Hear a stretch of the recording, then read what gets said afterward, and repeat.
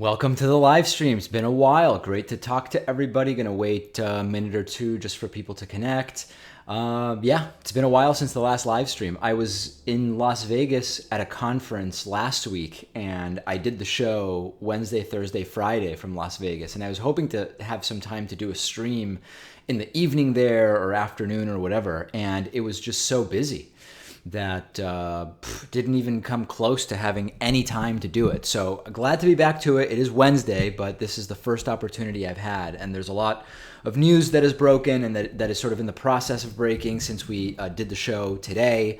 I want to preview some of the stories we're going to talk about tomorrow. Tomorrow, I predict, will be a pretty big news day, and Obamacare is part of it, and the potential repeal of Obamacare. We're also going to talk about the James Comey hearing tomorrow. We're going to talk about just a lot of different stuff. A lot of different stuff is going to be on tomorrow's program. And the moderators are here. I guess I should go over some, if this is your first live stream, and I know that for some people it probably is not. Number one, we're really live. I'm really sitting here talking to you right now, assuming that it's 6:01 p.m. Eastern in the year 2017, the third day of May. If it's any other time, then the stream is not actually live. Number two, Super Chat is on. You can use the $ at the bottom of the comment bar to send Super Chats. Super Chat questions and comments will be read, and if they're questions, and if they're reasonable questions, they will also be answered. Number three, new members and patrons who sign up or pledge during the live stream will have their praises sung by me. Live thank yous and shout outs during the stream. That applies to people signing up at davidpakman.com/membership and people pledging. Even if you just pledge $1 a month at patreon.com/davidpakmanshow, I will still thank you and sing your praises during the live stream. We do have moderators monitoring the chat, and obvious trolling and hate will get you banned. It is not an infringement of your First Amendment rights. It is not censorship. It is merely that obvious trolling and hate are really annoying to people who are just trying to hang. And we're not going to allow it. But subtle trolling, if it's subtle enough to go unnoticed, probably will not get you banned. A bunch of people emailed me on May 1st saying, David, what happened on Patreon because you lost a whole bunch of patrons? It is not a coincidence that it was May 1st that happened, and I'll talk about that a little bit later. I am glad to address political issues about the show, issues about how we're doing with regard to me doing a show with my hair out of control the way it was in that Instagram picture on my account a few weeks ago. I'm glad to talk about that stuff, and we'll update people on all of that stuff. But one of the big issues that we're likely to have some breaking news very, very soon about this. It relates to the second attempt from Republicans to put together, haphazardly, admittedly, some kind of replacement to the Affordable Care Act. And there's been no shortage of failures for the Trump administration so far. We've had the two failed majority Muslim country immigration bans. Is it fair to call it a Muslim ban? I consider Muslim ban short for majority Muslim country immigration ban. So while it is not in the literal sense a Muslim ban, it is effectively a ban that is going to disproportionately and deliberately impact and target people who are Muslim. In any case, two attempts from Trump on that, both have failed. Trump sanctuary city executive order. Nope, blocked by courts. First attempt from Trump and Republicans in some combination, which, depending on who you ask, different proportions that we can attribute to each, failed miserably. House Freedom Caucus wouldn't get behind it. Obviously, Democrats wouldn't get behind it. Long list of other failures, which we won't rehash right now. And where we are right now is that we are very, very close to hearing whether the House can get a majority, 50% plus one votes, for the second iteration of the potential replacement to Obamacare. The goal, of course, being to repeal Obamacare. And the latest that I've read is that Republicans are moving in the direction of uniting behind this, and that there may be a yes 50+% vote in the House of Representatives. We will see. By no means is that yes vote, if it happens, an indicator that we are definitively going to see that bill, this bill, that bill, call it what you will, become the law of the land. It still, of course, has to pass the Senate, and then it has to be signed by the president.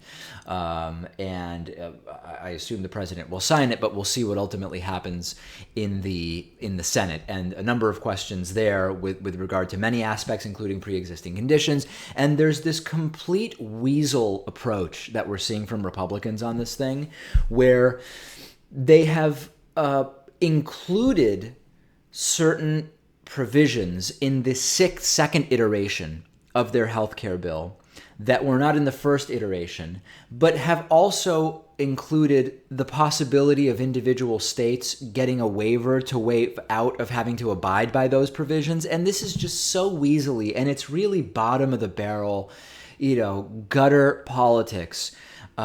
Pre-existing conditions is one example, where under the Affordable Care Act, you are not allowed to just charge astronomically high rates or reject people from coverage if they are seeking coverage at a time when they have what is called a pre-existing condition. And many people think of really, really acute illness in those cases, but we're also talking about more chronic illness that is pre-existing conditions. And when you consider that, we're really talking about a lot of people here. Nearly half of all insured individuals have some kind of pre-existing condition to some degree.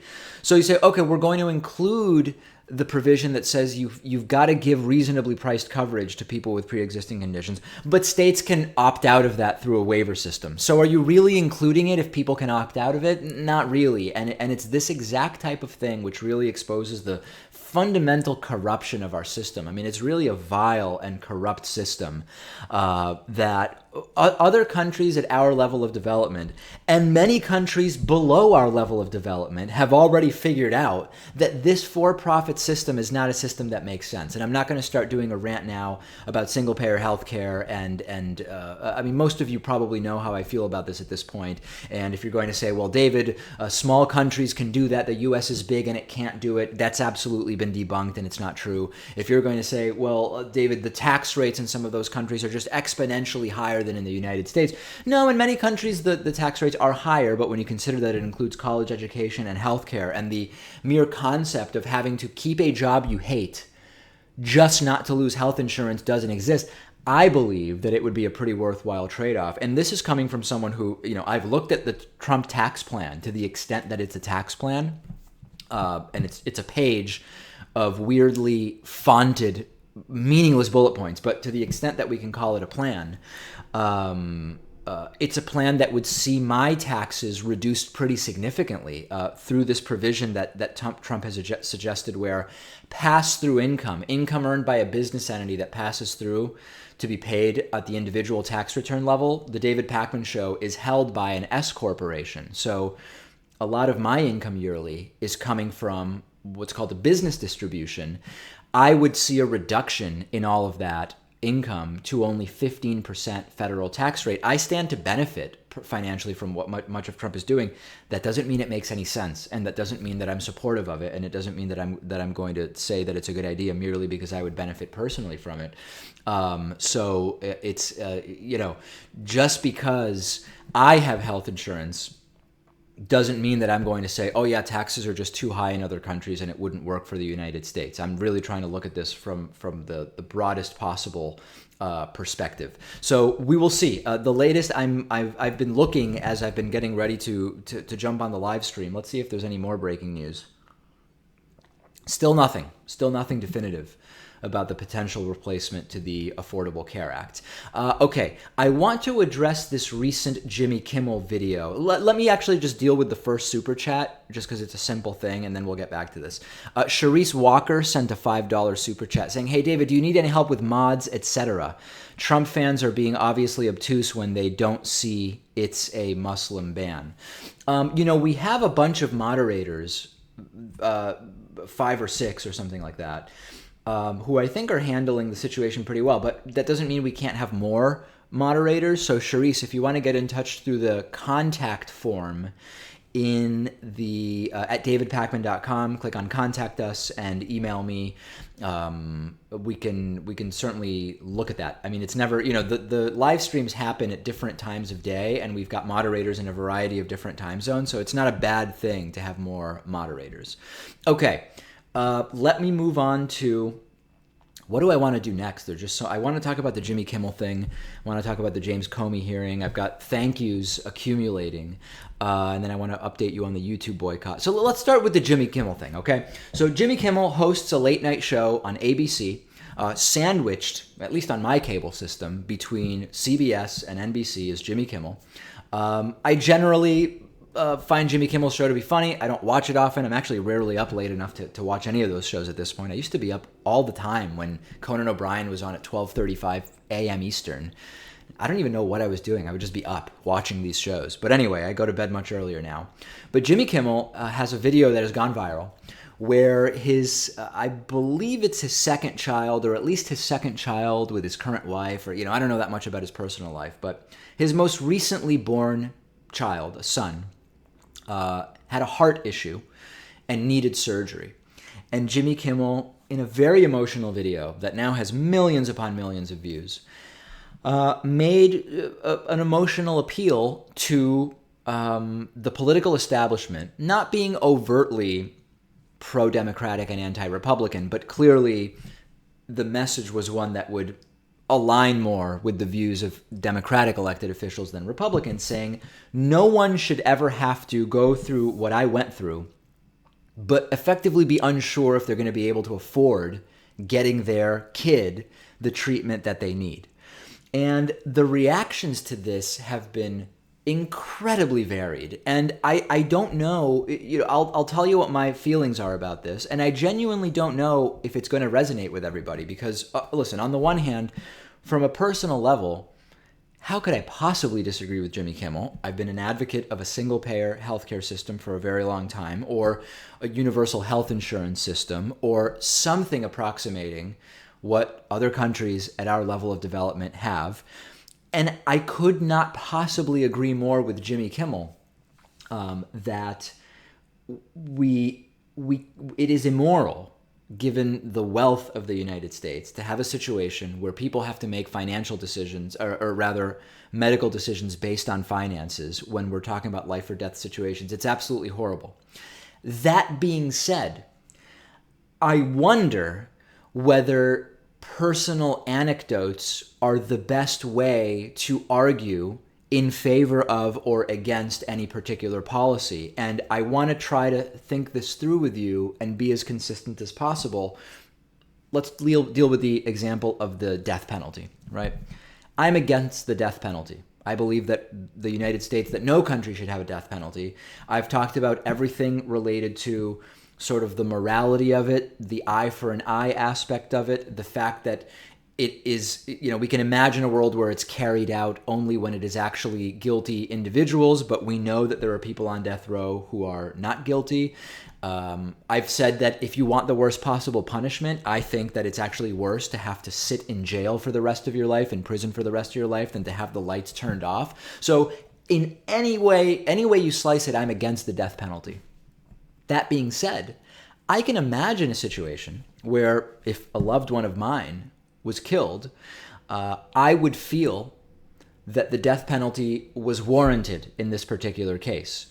That doesn't mean that public policy should be made based on what my feelings would be in a highly emotional state, okay? If I apply that same logic to the healthcare thing, the story Jimmy Kimmel told is absolutely horrible. I hope that it connects with enough people that it will activate people to start calling their representatives and advocating for something better than what we have rather than something worse. But in general, I believe that we should not be making policy decisions based on individual stories and how one individual may feel. This does not delegitimize anything that Jimmy Kimmel said. This is not to argue that I would be feeling any differently than Jimmy Kimmel was if I was in the same situation. But I wish that we could have more people engaging with this issue, not based on anecdotal stories, but based on the broader realities that bankruptcy because of health expenses shouldn't be something that we have in the United States, period. I'm not mad at Jimmy Kimmel. I don't think Jimmy Kimmel's a bad person. But that's sort of my general feeling about that, and I'm curious what other people think about that. Okay, so those are my thoughts on the Jimmy Kimmel thing. Let me do a couple thank yous here, okay, for people that have been signing up and pledging while we've been talking here. Number one, Patreon. Patreon.com/David Pakman Show is one of the two platforms where individuals can contribute to the production costs of our show, okay? While we've been chatting here, PM Paul has made a $1 pledge at patreon.com/David Pakman Show, as well as Tim Hess, who has made a $2 pledge at patreon.com/David Pakman Show. Now, some people will see this and they'll see, wait a second, David, 1,472 patrons? You were over 1,500 patrons last month and well on your way to the 2,000 patron goal. And you would indeed be right about that. However, what happens on the first of every month is Patreon makes an attempt to collect everybody's pledges. And unfortunately, what happens is that between the pledge date and the first of the following month, many people's credit cards expire, many people's debit cards get declined, and as a result, on the first of every single month, there is a reduction, a tightening up, a correction, to use a stock market term, in both the number of patrons and the total amount pledged. So we were at like 1,530 or 1,540 at the end of last month. We're back to targeting 1,500 patrons, okay? And of course, this is all to replace the lost revenue from the YouTube advertiser boycott, which I will talk about more. And if we do make it to 2,000 individual patrons, it doesn't matter whether you contribute $1, $100, or $1,000 per month, I will do an entire show in studio with my hair like this. This is what happens when I do not use product in my hair. It becomes a very, very scary situation. And a few viewers suggested, hey, David, what about doing some kind of target where you will do a show in studio like that? And I said, absolutely, gladly. If we get to 2,000 patrons, I'll do a whole show like this. So patreon.com/David Pakman Show. I also have a couple of new members to thank who have signed up during the show. Clemens Hug has signed up at davidpakman.com/membership. Clemens has chosen to use the 40% coupon code IVoted17, and I appreciate that very, very much. Also, how do I pronounce this? Hawk or Hockey Hess has signed up at davidpakman.com/membership, and John Schultz has signed up at davidpakman.com/membership using the coupon code IVoted17. Very easy to use the coupon code. You go to davidpakman.com/membership, you select the membership of your choice, either monthly or yearly, and you hit that red sign up button. That will take you to the second page of the sign up process. And as you can see there, under the coupon code field, you can enter IVoted17, and that will give you a 40% discount. Those are the two main funding sources for the show, and I will update you on what's going on in terms of the YouTube advertiser boycott in a little bit, okay? So now that we've gotten that out of the way, let me talk about the Hillary Clinton video. Hillary Clinton did a public appearance about 24 hours ago, 30 hours ago, something like that. And in it, she talked about why she lost the presidential election. And in this video, she simultaneously said, I take responsibility for having lost this election. At the same time, were it not for Russian hacking and FBI Director James Comey choosing on, I believe the date was October 28th, to talk about the investigation into her emails, that she would have won. And Hillary Clinton is getting slammed by a ton of people for this. And I think that there are legitimate critiques, but there is also legitimacy to what Hillary Clinton said. Trump was such an abortive and atrocious and vile candidate that someone with Hillary Clinton's experience and knowledge should never have even been in a tight race with Trump, right? So in the end, Donald Trump won because of 77,000 votes across 3 swing states. should 77,000 votes across 3 swing states have swung the election? The answer is obviously no. And part of it is Hillary Clinton was so hampered as a candidate by the everything from the email scandal to what I would consider an uninspiring economic message. Trump's economic message was ludicrous, but it at least tricked people. Obviously, none of it's happening now. I mean, nothing that Trump said he was going to do as far as economics is happening, but Hillary Clinton's economic message was disastrous. We had the DNC involved with their fingers on the scale or their hands on the scale or whatever you want to call it in favor of Hillary Clinton and against Bernie Sanders. So there's no doubt in my mind that when you're talking about 77,000 votes across 3 key states, that if it were not for James Comey's antics, as well as Russian attempts to, I believe, at least partially, slightly push the election in one direction, that Hillary Clinton would have won. That being said, it never should have been that close. Bernie Sanders got screwed by the DNC. And how do we parse it? How do we separate it out? I don't think anything Hillary Clinton said is wrong, and she says she's taking personal responsibility. The truth is, never should have been this close. It really never should have been this close.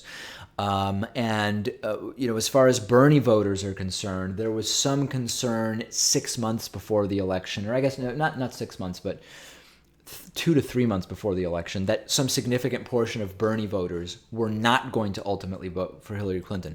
Most did.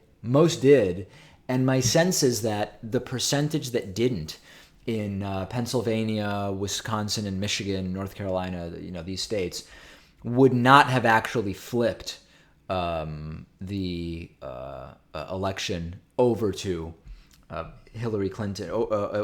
Did not flip it to Donald Trump, or would not have flipped it to Hillary Clinton. But I've not actually seen a full analysis of that. So we're going to dig into the Hillary Clinton video on the program tomorrow.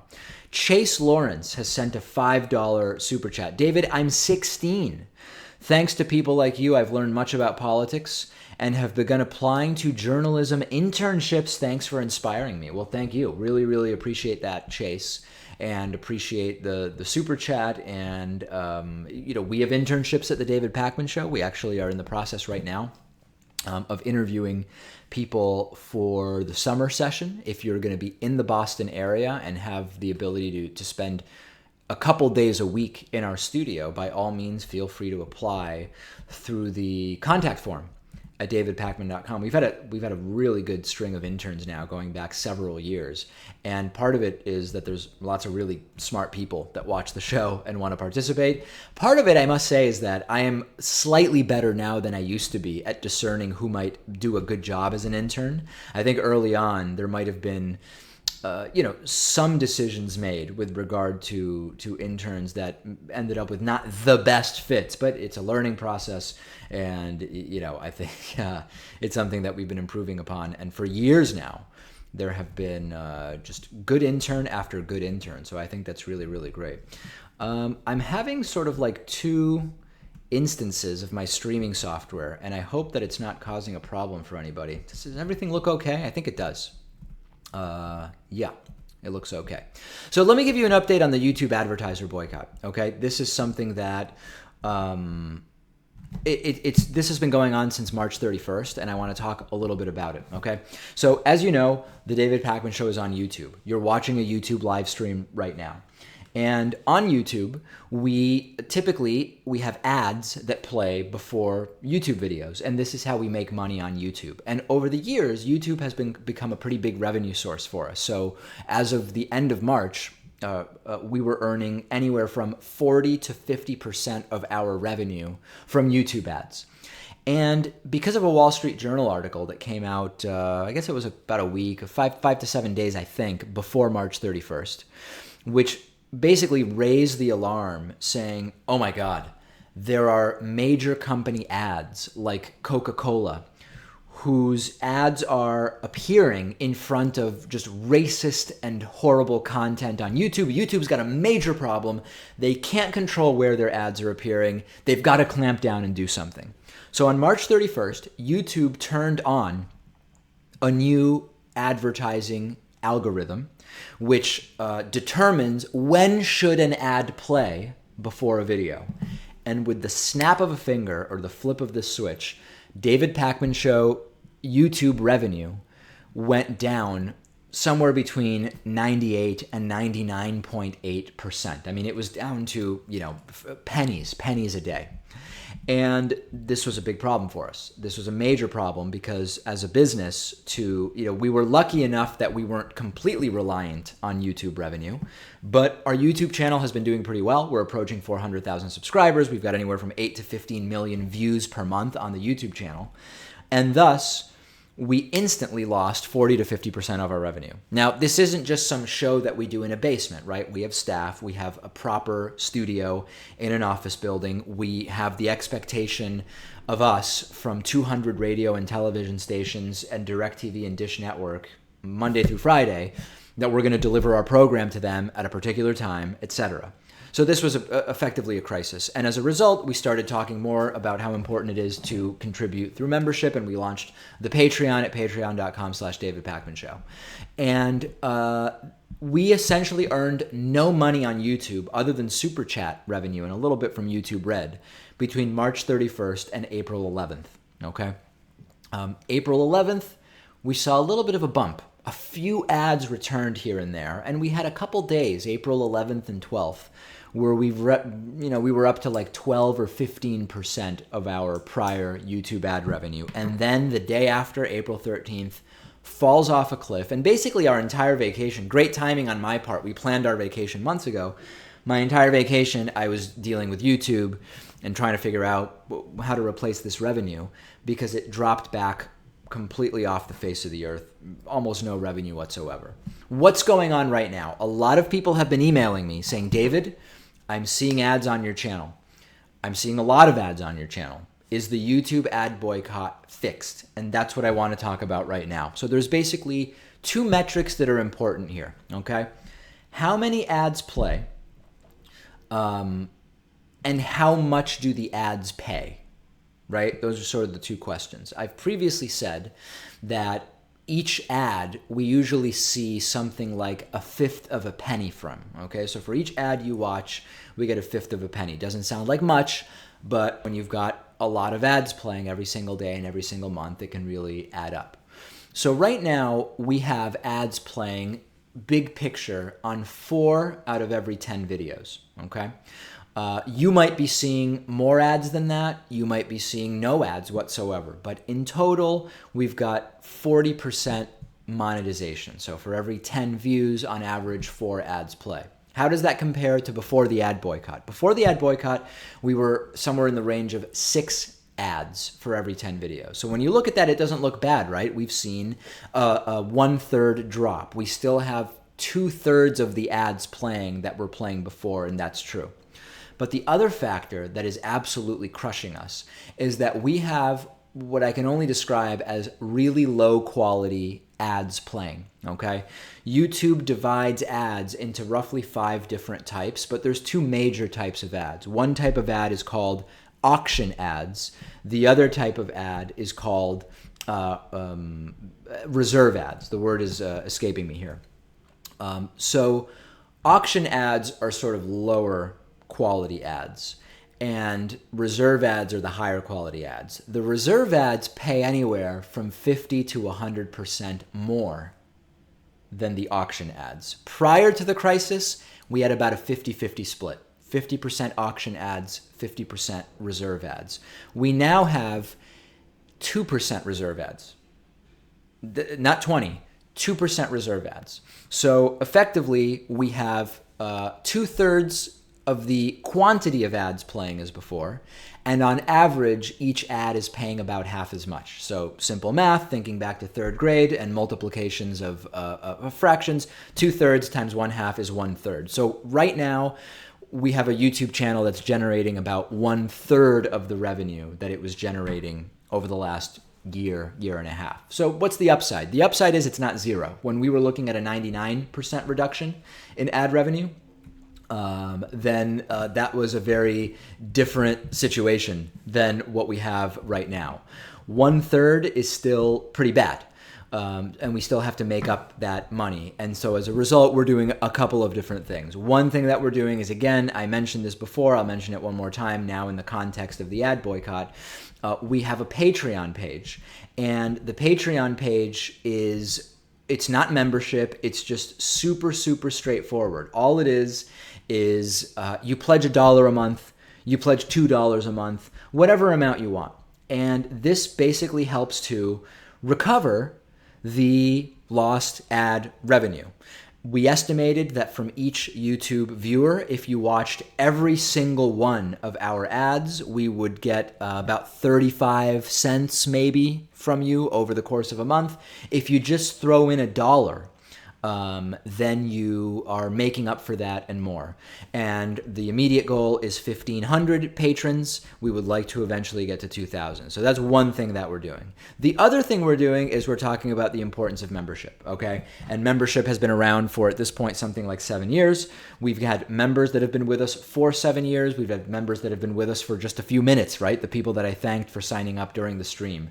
And that can happen at davidpakman.com/membership. It's more involved than Patreon. There are members-only benefits. There's a members-only show. You create and use a username and password on our website. So it's a little bit more involved, but it comes with more perks than does Patreon pledging. So you can do either, you can do both, and you can use the coupon code IVoted17 on our website to get a 40% discount. I think that the normal rates for membership are very, very reasonable, $6 a month when you consider that we do 160 to 180 videos per month. I think it's pretty good and worth every penny, but you can save 40% by using the coupon code IVoted17, and you still get 100% of the benefits. So to everybody, and we've had, between membership and Patreon, we've had a couple thousand people get involved during the last just over a month at this point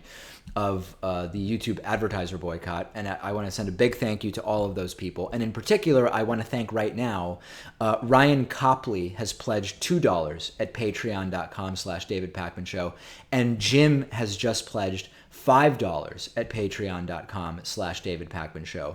Also, Laura Plains has signed up for membership at davidpakman.com/membership, and I want to thank Laura as well.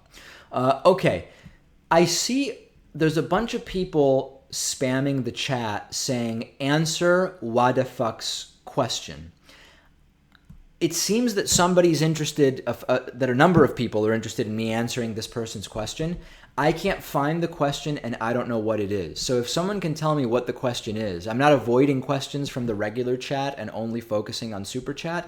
It's just very difficult with the speed at which the chat is moving. I genuinely don't know what that question is. So what is the question? Can anybody explain to me what a fuck's question is?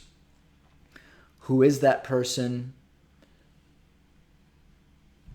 If anybody can tell me what the question is, I will gladly answer it. Okay. Why do people pick and choose when execution is worse than prison forever? For example, execution is cruel and immoral, but then no, don't kill him, let him suffer and rot in prison seems hypocritical. Okay, fair question. I've addressed this before. I believe that we should not be focused in terms of punishments for murderers on what is the worst punishment. I mentioned that in my opinion, rotting in prison for life is worse than execution, only to make the case that even for those who support the death penalty because they believe it is the worst possible punishment, I'm saying even if that's your worldview, then it still makes sense to support life in prison over the death penalty. It's not an argument I'm making. It's an explanation of why, if that's how you determine what it is that should designate whether we have punishment A or punishment B, it still would be consistent to say, well, life in prison is worse, so I prefer that than execution. It is not my argument. So to be super clear, if it were my argument, you're right that there would be a hypocrisy there. But I'm merely saying, if your approach is not, is it moral for the government to be doing this? Is it moral to have a policy of punishment that cannot be undone when we know that there are innocent people on death row, right? If your view is not any of those things, but just what is the most severe punishment, it's my opinion that sitting in prison for life is a worse punishment. But that is not how I am determining whether it is okay or not to have the death penalty. So was that the question? Are people happy now? Because it's just becoming a major distraction in the chat. And I feel like people have just been really focused on me answering that question, which I now have. All right. So thank you very much. Okay. What is coming up on the David Pakman Show? We've got awesome stuff happening on the show. Number one, political correctness. We are doing a long-form piece on political correctness in the United States. When we did a piece on the truth about the gender pay gap, I thought it was a very fair piece and well-researched piece. A lot of people didn't like it on both sides. Many people ideologically committed to the idea that there is no gender pay gap. We found that that wasn't true. Many people ideologically committed to the idea that women make 77 cents for every dollar that men make. We found out that that is not true. We determined that the pay gap is roughly that women are making 90 to 91 cents for every dollar that men make for the same work, and that some portion of that 9 or 10 cent discrepancy certainly could be attributed to gender bias and discrimination. That's what the data showed when we looked into it and did a long form piece. Many people didn't like that, okay? We are going to be doing a piece on, same applies, by the way, to our piece on the regressive left, to our piece about Reza Aslan, to our piece about undocumented immigration. Just a lot of people saying, David, it sounds like you're just wrong. And whether it's because we were too far to the left or right, a lot of people didn't like those videos. But those videos are also some of the most liked pieces that we do. We are currently working on a piece about political correctness. And I think that it is very likely that the reaction to this piece will also be anger and insults and calling me a cuck. Because I've talked about political correctness in the United States many times for several years. And my views on it, I believe, are relatively nuanced.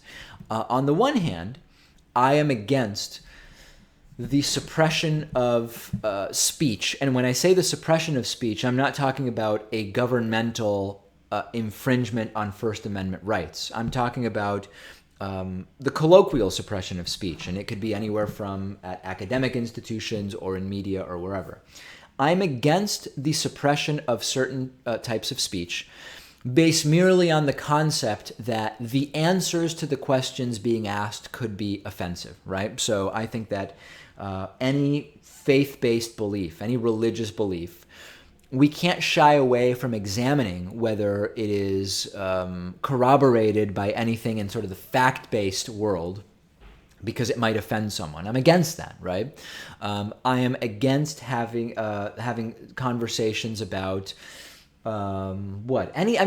just anything. I've said very clearly, I'm not a safe space guy. I'm not really a trigger warning guy. I'm not someone who is a sort of moral relativist where any idea is just as valid as any other idea. Any epistemology is just as valid as any other epistemology in sort of ascertaining truths about the world we live in. So when I say that, I will often get feedback from some on the left who say, David, you're being insensitive, you're being offensive, etc. At the same time, I don't actually think that overbearing political correctness is a major problem in the country at large. Many times I will have conversations with individuals who say, too much political correctness in this country. We can't talk about anything anymore. Really? My first question is, what is it that you feel you can't say because of political correctness? And more often than not, the answer is either, you know what, there's actually nothing I really feel like I can't say, or the things I feel like I can't say because of political correctness are insults, racial slurs, epithets, etc. If your complaints about overbearing political correctness are merely that it's seen as inappropriate or looked down upon to be deliberately insulting to large groups of people, then I would argue that we don't have a problem with overbearing political correctness. So when you hear both of those views, typically I get a lot of very, very angry people on both sides who email me, and we are going to do a long form piece into political correctness. I think it's going to be absolutely tremendous. It's going to be beautiful, the way Donald Trump likes to say. And I look forward to telling you when that is coming up as soon as we have a date scheduled for it. Tomorrow on the program, I'm going to be interviewing Gordon Lafer. Gordon Lafer has written a book called The 1% Solution: How Corporations Are Remaking America One State at a Time. And it's a book about both states' rights, but also the way in which corporations are taking control of so many aspects of the of state government and what happens at the state level on a day-to-day basis. Going to be fantastic. Next Monday, I'm going to be interviewing Christopher Voss. And do I have his book here? No, I don't. Christopher Voss is author of the book Never Split the Difference, and he's a former FBI negotiator, hostage negotiator. This guy has been in some extreme situations negotiating the release of hostages. And he wrote a book about negotiation, and we're going to be interviewing him on Monday and Tuesday. It's going to be a 2-part interview. It's going to be extraordinary, is my prediction. And then on Wednesday, we're going to be speaking to attorney Arthur Bryant. If you haven't heard about what's going on with Remington Firearms, okay, you're going to want to tune in to the interview with Arthur Bryant. There have been spontaneously firing Remington Firearms. There has been a major effort to cover it all up. This has led to a father testifying against his own kid in a case. It's insane what's going on with Remington, and this is something that I learned about actually at the Mass Torts Made Perfect conference that I attended in Las Vegas last week. So we're going to talk to Arthur Bryant next week. And then we're going to round out the interviews next week by talking to Susan Bordeaux, who wrote a book, The Destruction of Hillary Clinton. And it's a pretty interesting post-mortem on a lot of what we saw during the 2016 election. And I think you're going to enjoy that as well. So there's a lot of really, really interesting stuff that we're going to be doing next week on the program. And then further ahead, I think you're going to like this. For a long time, many of our viewers have been saying, David, you should really have Michael Shermer on the show. Skeptic, and I don't even know how else to describe him, but known skeptic Michael Shermer is booked on the program. He's going to be joining me for a 2-part interview, not next week, but the following week. And I think that that's going to be really good. It's someone that we've been targeting for a while, and they actually got in touch with us. We're also going to be interviewing, I think I'll stop there because now we're getting like 3 weeks out, but there's really, really good stuff coming up on the David Pakman Show. Let me get to a couple of other super chats. Jenny Jesser sent a $20 super chat saying, silly question, David, but here it is. Why do people pick and choose when execution is worse than prison forever? For example, execution is cruel and immoral, but then don't kill him and let him rot in prison seems hypocritical. Okay, well, I answered that question. So I guess Jenny was passing along the question from What a Fuck, and I did answer it. So I guess I shouldn't really answer it again because I did that. Chris Utzig has sent a $5 super chat with no question or comment. Thank you, Chris. And then Jenny Jesser with a $10 super chat. Forget the last super chat. Consider it a donation. I was too slow. By the way, I sent you a question on the website regarding your thoughts on psychiatric laws. Hope you get around to that topic one day soon. I didn't see it. We get so many submissions through the contact form that it is often incredibly difficult to keep up with it, but I will go back and search for it. I'm looking for it here. I will look for that, I promise, and see what you had to say there. Okay, let's see. What else did I want to get to? There are a couple other things. Every time I do one of these live streams, there's a lot of people in the chat saying, oh, David, you should do this show. You shouldn't do that show. This show is terrible. That show is great. This show is terrible. Talk about TYT. Talk about Kyle Kulinski, Jimmy Dore, etc. And the purpose of these live streams is not really to slam other shows. So I know that there's often people who want me to draw some kind of line in the sand and deliberately create some kind of a problem with another host or something like that. But that's not not exactly what I'm looking to do on these live streams. What I am looking to do is give credit where credit is due to just fantastic people in our audience. And we've had a number of people who have signed up for membership at davidpakman.com/membership while I've been talking, most of them using the 40% discount code I voted 17. That includes Laura McKay. That includes Alex Hildebrand. That includes Devin Ducharme. That also includes, let me scroll down here to see who else has signed up. Brian Mays has signed up at davidpakman.com/membership. Maria Kelly has signed up at davidpakman.com/membership. So thank you, particularly in the wake of the YouTube advertiser boycott. We are extra mostly supported and funded by viewers and listeners through the membership program. Every single weekday, we deliver a radio show and a television show and a podcast and an online show to 200 radio and television stations that would absolutely not be able to afford the program if we had to charge for it. And people who sign up for membership are helping to cover those production costs and helping to cover staff salaries and the cost of renting our studio and connectivity and storage space online and all of these different day-to-day expenses that we have. And I have no qualms whatsoever saying, listen, whether you need to or not, feel free to use the coupon code I voted 17 when you sign up. You'll get a 40% discount. I'd rather you sign up at a 40% discount than not at all, because we do, every single dollar counts. Every single dollar counts. And on that note, we also have had a number of new patrons pledging. Even if it's just $1 a month, it makes a difference. $1 a month goes a long way. And if we could have just 1% of our YouTube subscribers make a pledge at patreon.com/davidpakmanshow, we would make up for so much of the lost YouTube revenue. And this is what a lot of people don't get. And it's a sad thing. And I know that when it comes to this stuff, sometimes it occurs to me as well, and I know it occurs to other people.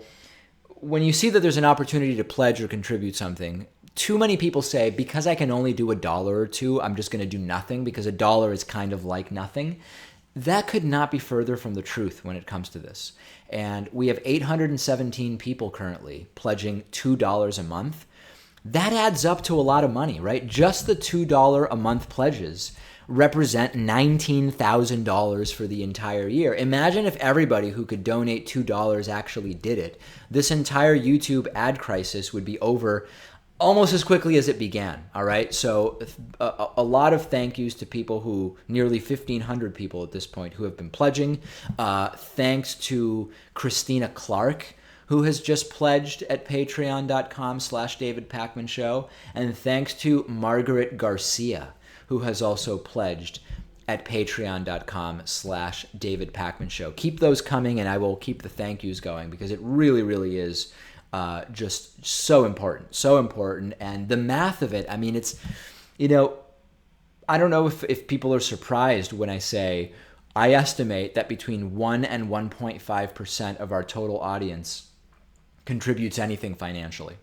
And I don't say this as a criticism. I love the fact that people who can contribute what they can, and people who can't still get the entire show, right? The show is not here only for people who can pay. We've been producing this show for everybody for years and years. But when you hear that only 1 to 1.5% of our audience contributes, and this is sort of across all of our platforms, think about what it would mean if we could go from 1 to 1.5% to 3% of our audience contributing. We've got 300 and how many thousand at this point? 360 roughly thousand subscribers on YouTube. And if only we were able to go from 1 to 3% support, that would be an absolute game changer. Hey, let me mention this again. I know that someone is messing with me at this point. Just about every time I do a live stream, at some point during the live stream, I get phone calls, repeated phone calls from a restricted number, okay? This is the only time of the week I ever get calls from a restricted number. Most of the telemarketing calls that I get are not from restricted numbers, and I just got one of those calls from a restricted number. And I think it's someone messing with me. I hope it's actually a friend where it's okay that they have my number, not someone that has somehow figured out what my cell phone number is. And I've actually picked up during the live streams before, and I say hello, and whoever it is just hangs up. There's nobody there. So I don't know. If it's a friend of mine, please tell me that you're doing this and that you're messing with me. I've picked up and there's nobody there. And I don't know what the fun of it is. But yeah, every single time I do a live stream, I start getting phone calls from a restricted number. And, I don't know what the game plan is and if it's going to continue forever. I have a feeling that it might. Okay, thanks to Patrick Epps, who just made a $2 pledge at patreon.com/David Pakman Show. Other stories that I'm looking at for tomorrow, okay? I've already told you we're going to be talking about the FBI Director James Comey's hearing today in front of a Senate panel. We're going to be talking about Hillary Clinton's interview where she blamed both Russia and FBI Director James Comey for her election loss. We're going to be going through some of the whatever happens in the next few hours or tomorrow with the healthcare situation. We're going to be talking about that. I'm looking at a story. Sean Spicer says that it's somewhat sad that people are still talking about the election. President Trump has mentioned the election every single day for the last week. So if it's sad that Donald Trump is talking about the election.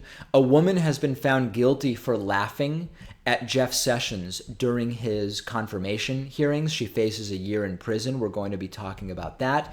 I might be talking about the foreclosure rate. The American home foreclosure rate has hit a pretty long time low in the United States. And I that may make the bonus show and not the regular show tomorrow, but it's definitely something that is pretty interesting to me. Flint, Michigan. Remember Flint, Michigan, which has been having just an epic water crisis. They now have put 8,000 people on notice for tax liens for unpaid water bills. Of course, it's lead-tainted water that people have not been paying for. So I will likely talk about that on tomorrow's program. And there's a lot of other stories that I'm looking at for tomorrow. And then we've still got the Friday show. So a lot is going on. The Extreme Wayne has sent a €5 super chat. David, what do you think about basic income, automation, and artificial intelligence increasingly replace human jobs? Unemployment will be a huge problem in the near future. Yeah, I'm in favor of basic income or something like it. I've been talking about it for a while. Today we actually had part 2 of an interview that I did yesterday and today with economist Richard Wolff, and we talked about basic income, sort of indirectly. We talked about technological unemployment. I'm super interested, and I've been reporting on the different basic income experiments that have been done, that are being done in different parts of the world. Some have been done in Africa. There's one that's going on in Finland. There's a number of them. And fundamentally, whether it's basic income or something else, we're going to have to rethink the relationship between humans and work. Certainly between work and healthcare, that's a relationship that has been bogus for a very, very long time. But we're going to have to rethink the relationship between working and having enough money to earn a living, or rather to make a living, to have a sort of reasonable existence on our planet. And I think basic income is one path forward. We should de-link work and healthcare. We should also think about rewarding other types of thought and creativity and productivity that are not as tied to the paradigm of work that we see. But yeah, if we don't start taking very seriously the technological unemployment, automation, and AI paradigm shift that we're in the middle of, we're going to have a real problem. We're not going to have a good time. Let's put it that way. And it's tough to realize when you're in the middle of rapid change. It's tough to recognize rapid change when you're in the middle of the rapid change in many cases. And a number of futurists have talked about this. And I completely agree. This is a major problem. It's a problem that we need to be dealing with in a way that we're not dealing with. And from a political standpoint, and I spoke about this with economist Richard Wolff today, from a political standpoint, during elections, there's not a big incentive to talk about technological unemployment, because the first candidate to mention it will be criticized by the other candidate as being a loser and just basically admitting that they're not going to bring jobs back, even though we know Trump's not going to bring jobs back. A lot of those jobs don't exist anymore. So there's very little incentive during elections for elected officials to talk about it. And then afterwards, the solution to the technological unemployment problem is likely going to take longer than the average term for an elected official. And that applies even to presidential terms, but certainly to the 2 years that members of the House of Representatives get at a time. So again, there's not much incentive for the elected officials. And it's a major problem. I'm glad you brought it up. Basic income is a really, really big thing for me. And I'm going to continue talking about it. What is R? I don't know if R is, I don't know what currency R is, but a 20R super chat from Tat Lilac, who says, I'm seeing more ads on your videos. Yay. Okay. Thank you. That is a good thing. We talked earlier about how we are seeing more ads than we were seeing during the week of March 31st. They are unfortunately very low quality ads. So right now the YouTube channel is earning about a third of what it was earning before the YouTube advertiser crisis. Okay, let's see what else we've got going on. A bunch of people saying that they are seeing an ad right now on the channel. We did not trigger an ad this time, but that's interesting that an ad is playing. All right. Ashley Deerolf says that R stands for Brazilian reais. Reais. Yeah. Okay. Well, that's good. I wonder how much that is. How much is 20 Brazilian, on Google, they're called dollars. Let's see. This is not going particularly well. So 20 Brazilian, reals. I was right. That is about $6.31. So a $6.31 super chat there. Thank you very, very much. I do appreciate that. And big thank you, major thank you to Nicholas Halleck. Nicholas Halleck has signed up, I should mention, with no coupon code whatsoever at davidpakman.com/membership. The coupon code is available if you want it. It's iVoted17. We did have other people sign up with the coupon code, including Libby Piotrowicz. Piotrowicz, I think is the way I'm saying it correctly there. Alex Queller has signed up with the coupon code as well. Whether you use the coupon code or you don't use the coupon code, I don't care. Signing up is what we're looking to continue building the program. And of course, we are continuing to take pledges at patreon.com/DavidPakmanShow. Even if you can only contribute $1 a month, head over to patreon.com/DavidPakmanShow.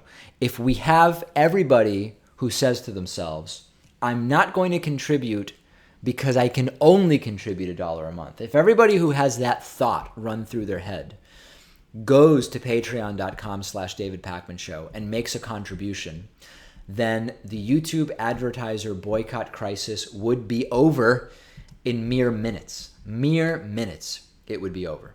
So thanks to everybody who has joined me. That is it for today. Big show tomorrow. Glad you spent some time with me, and we're going to get back into the normal routine of doing live streams going forward.